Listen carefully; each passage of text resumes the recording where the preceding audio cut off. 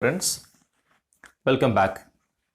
You are joining with me for Ancillary Physics 3 and we are watching Electricity and Electronics.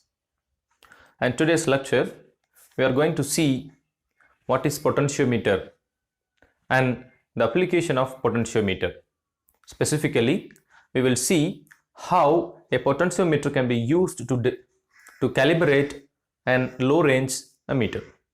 That is what we are going to discuss today. Let's move on.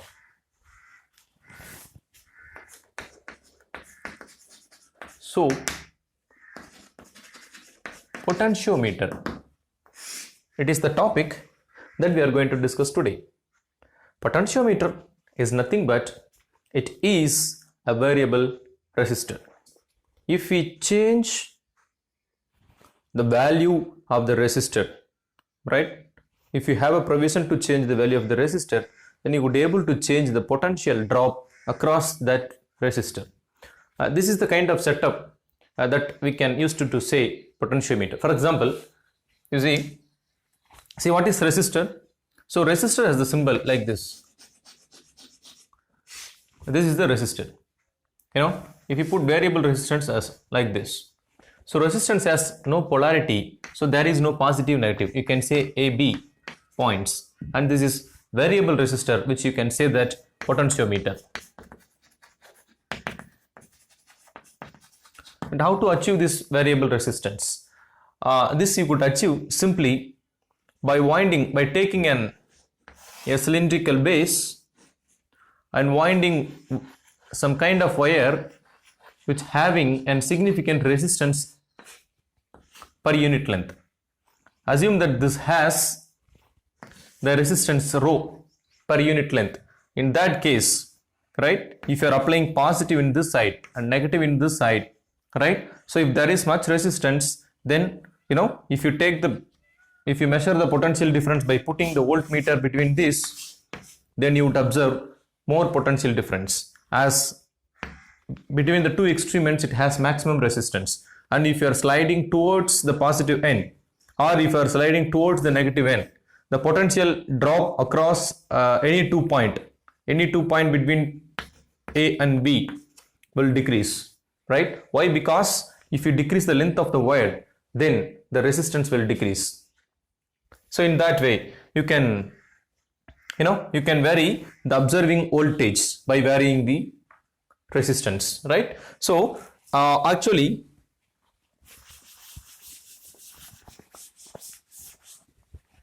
a potentiometer is a device which will look like this. That is, there will be a wooden base. There will be a wooden base. In this in this wire will be arranged in such a way that it will have a appearance like this, right? A wire is taken and it is folded into 10 1 meters. Right? So there is a connector here, it is denoted by A. There is another connector here, it will be denoted by B. Right? So in general, the commonly used potentiometer in the laboratory of physics lab will look like this. There is a board, wooden board basically, and a wire will be arranged in such a way that it will go like a zigzag manner, and the length of this point to this point will be 1 meter. And the total number of wires will be 10, so that a potentiometer consisting of 10 meter length wire. Okay, but generally we used to denote a potentiometer as simply a straight line of, right, and this we denote as 10 meter, right? Generally potentiometer as 10 meter length. And what is the use of the potentiometer? If you are given with a potentiometer, if any electrical signal could be able to converted into feed between this potentiometer, we can able to measure the potential difference across any two poles. That is one application. Other application, whenever you require to change the flowing potential across any circuit, that you can change using the potentiometer. For example, one ready-made application that we can point out is this volume button. Have you noticed volume button?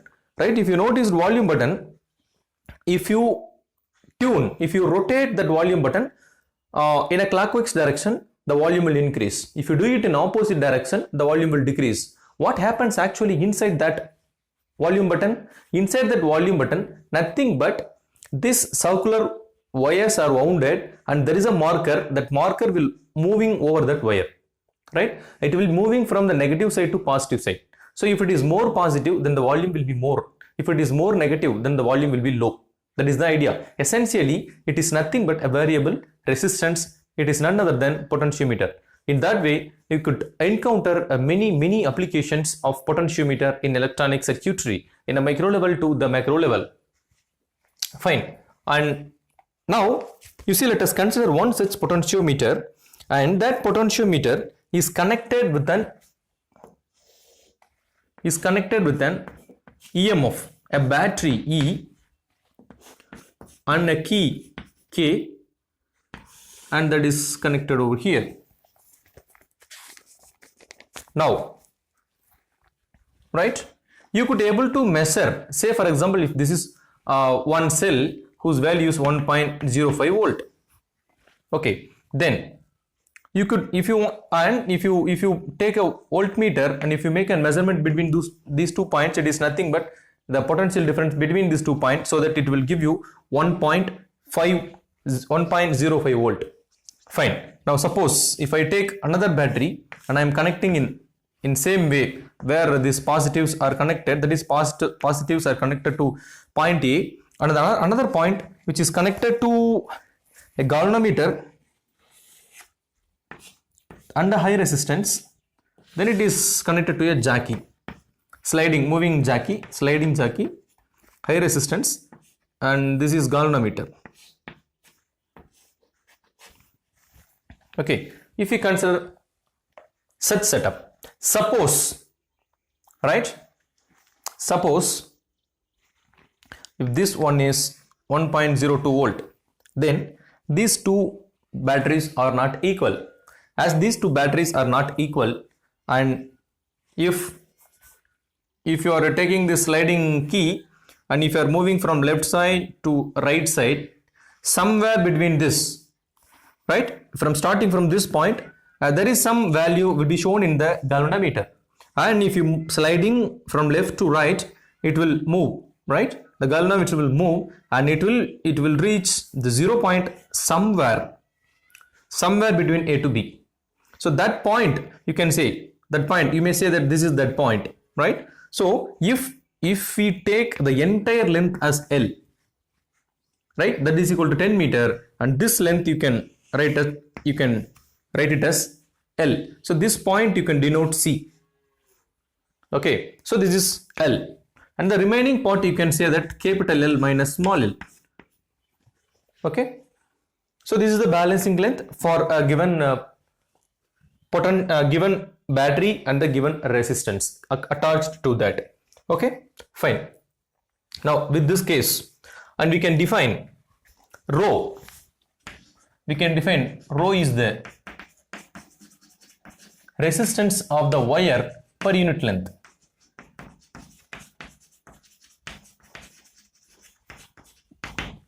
Resistance of the wire per unit length, that is the resistance of potentiometer wire per unit length.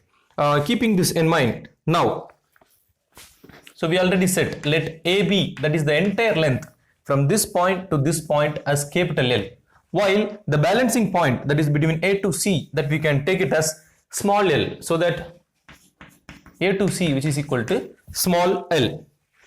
Now we can write the potential difference between the point A to B, so that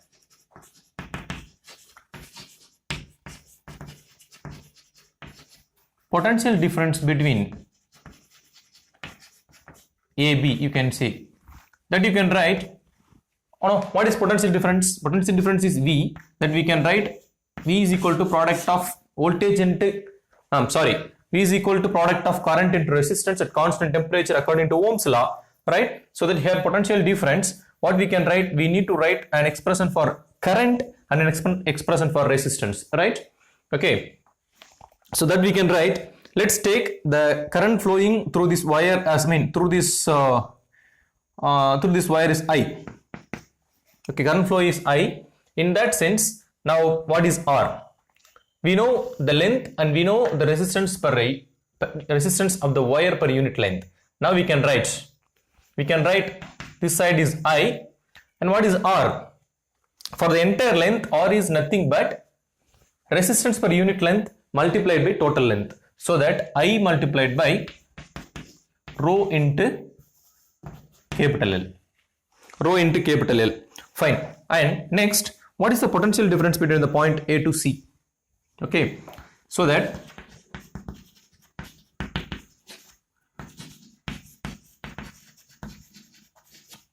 potential difference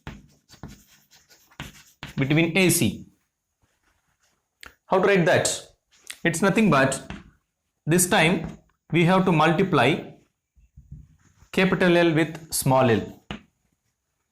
Okay, suppose if you take, so let's say this is V1 and this is V2. You can write this as 1, this as 2. Suppose if you want to calculate 1 by 2, then what we will get? V1 by V2, which is equal to I rho L by I rho small l. So I rho everything will be cancelled out. What's remaining? If you want this, that is potential difference across the length of balancing point, right? That you can write V2, isn't it? V2, that you can write V2, that is nothing but L by L into V1. That is, you bring this L to here, you bring this L to denominator and the V2 the right hand side of numerator. Okay, so this is the potential difference across the point AC. Okay, it is nothing but the ratio of the length, this length divided by the ratio of the entire length multiplied by potential difference across the entire length. Okay, so in this way you can write what is the potential difference at the balancing point of a given potentiometer for a given resistance and a given battery. Okay, so this you can write, that is, you can make an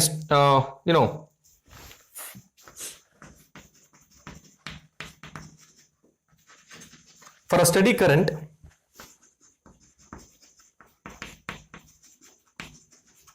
passing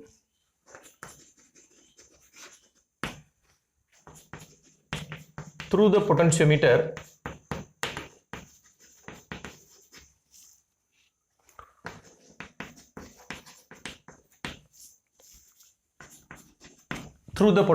wire AB, the potential difference across any point.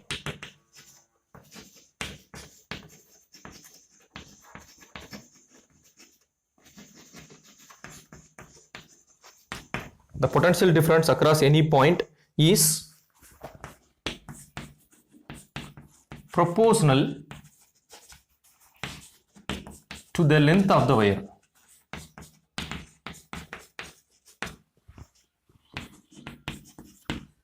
Okay, proportional to the length of the wire.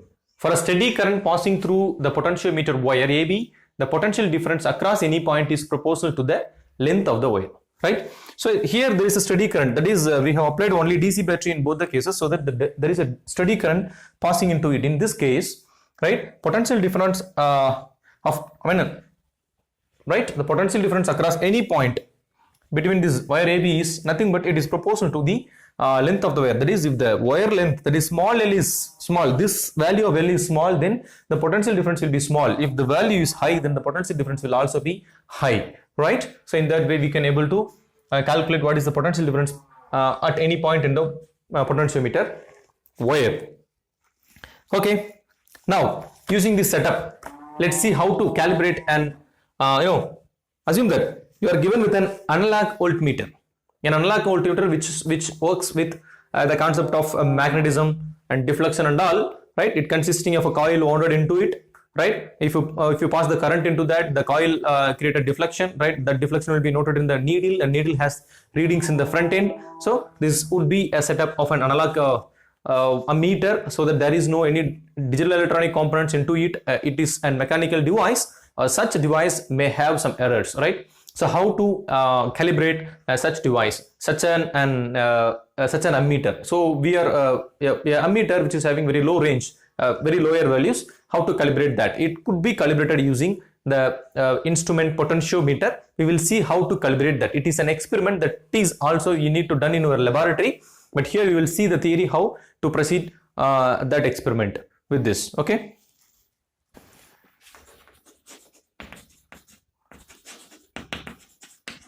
Calibration of ammeter low range. Calibration of ammeter low range. Actually, it consisting of two steps. Okay, first step, let me draw the diagrams. Let's consider step 1. Let's consider a potentiometer AB, right? Connect a battery and a key. There is a rheostat and this part is connected here. So it is rheostat, it is key, it is battery, right? Now let us, this is battery 1. Now let us connect another battery, it is battery 2, and BT1 not equal to BT2. That you have to remember. Okay, fine. Now connect a high resistance here, and let's have a galvanometer here. It's a moving sliding jockey. Okay, fine. Now you see, using this setup we can able to find the balancing length L. This L we can able to calculate.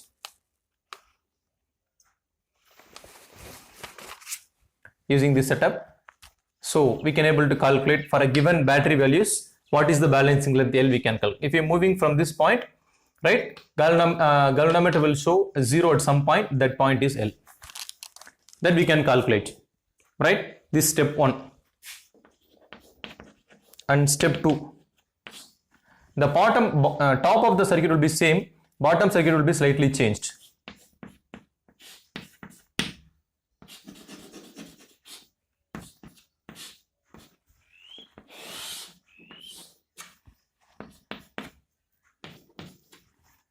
Okay, in the bottom of the circuit we have to make connections like this: a resistance and a battery and a key,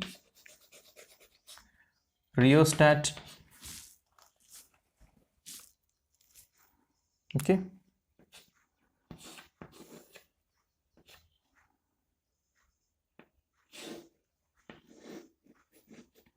we can say jockey. This is galvanometer, and here there is a joint here. Here there is an ammeter here.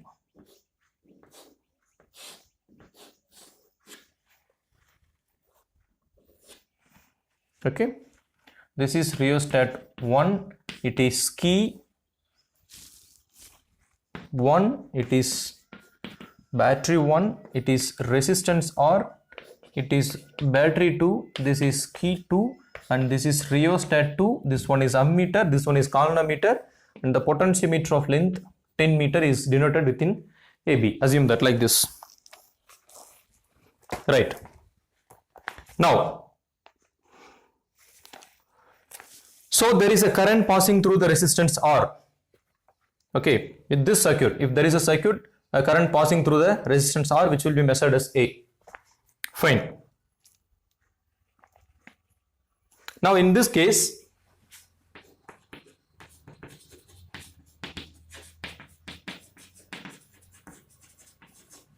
potential difference per centimeter of the wire.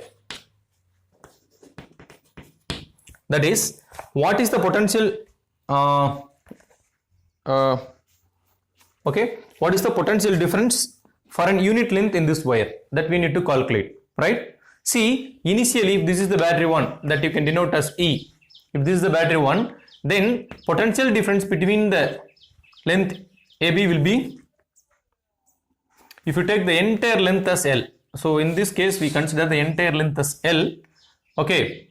If this is the case, then if the potential difference between these 2 points is E, then the potential difference per centimeter of the wire is, what is that? Total potential difference divided by total length, right? So that will be, the potential difference per unit length or per centimeter will be E divided by L volt.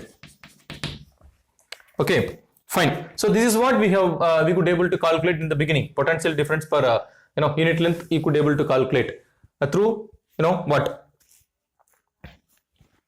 Very simple arrangement, right? Potential difference between the point AB is known, that is nothing but E, and if your length is given, then you could able to write this equation. It's not a problem at all, and you can able to calculate the balancing length.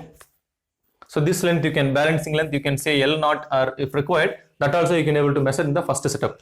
And the second setup, we have removed this second, we have removed this high resistance and galvanometer, other things, and we can rearrange a setup like this, and we will get a resistance, another battery, and rheostat, and ammeter, galvanometer in another setup. Okay. Now what we have to do is, if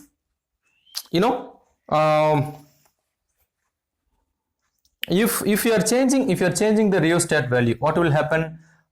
This ammeter value will change. If this ammeter value will change, then the deflection and the galvanometer will also change.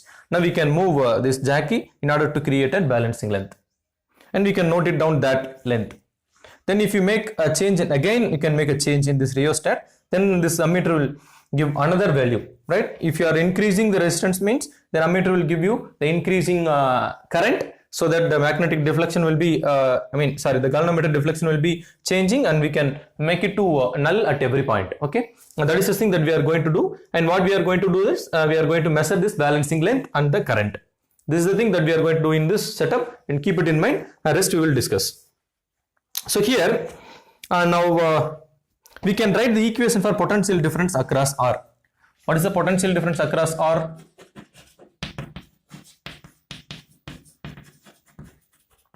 Potential difference across R is nothing but, you see, earlier potential difference per centimeter of the wire is nothing but E by L, right? So for 1 centimeter we have calculated the potential difference as E by L. Now for a given R, for a given current, so this potential difference across the R for given current A1, that is, if the current A1, for a particular current A1, we need to calculate.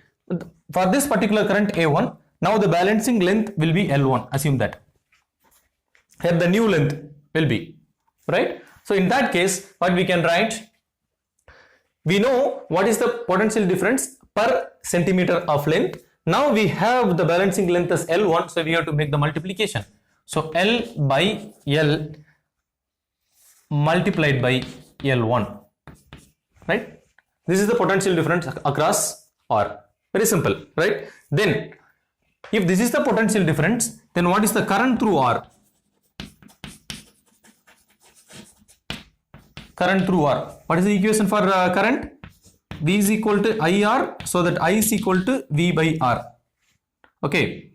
So current through R, this is nothing but I. What we have to do? We have to divide the potential difference across R with the value of R, right? So in that case, E L multiplied by L1 divided by R.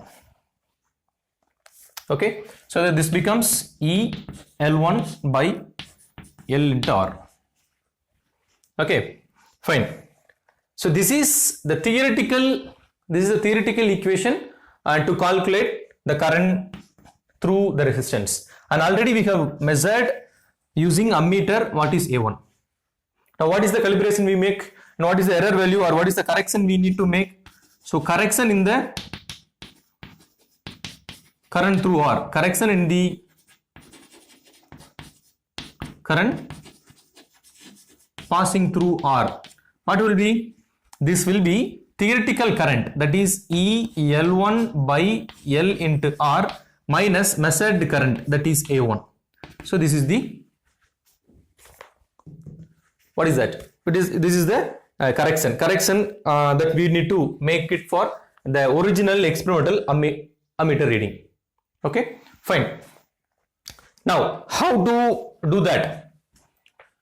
That we have told that if you increase the battery value, if you increase the resistance value, it will increase the current, and or decrease the current if you change the rheostat, and that will reflect in the deflection of the galvanometer, and you can make it to null if you're moving that. So essentially we are changing the current value, we are taking the balancing length value, making a tabulation, right? Let's make a tabulation which consisting of serial number, then what is the current I initially we set in this ammeter, right? And so that we can, for example, say A1, for that we can write balancing length L, right? Let's put L prime, it will be L1, L2, L3, L4, L5 and so on like that. Then what is the estimated current? You can say that A. Estimated current through that, let's put it's A. Estimated current using theory. Now what is the correction? Correction is nothing but A minus A prime, that is theory minus experiment.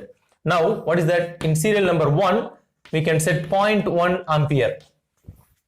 If you set 0.1 ampere in this ammeter, and you have to find what is the balance length here. Let's say this is L1. For that case, some A will be, you can return using the formula, and the difference you can return, right? In that way you can write some 10 readings, so that it will become this you can write 0.01 ampere to 0.1 ampere in that way, so that you will get L10, right? So you get, there are n different A minus A prime values, right? Now what we have to take? We have to take this value and this value, right? Now you have to make a graph.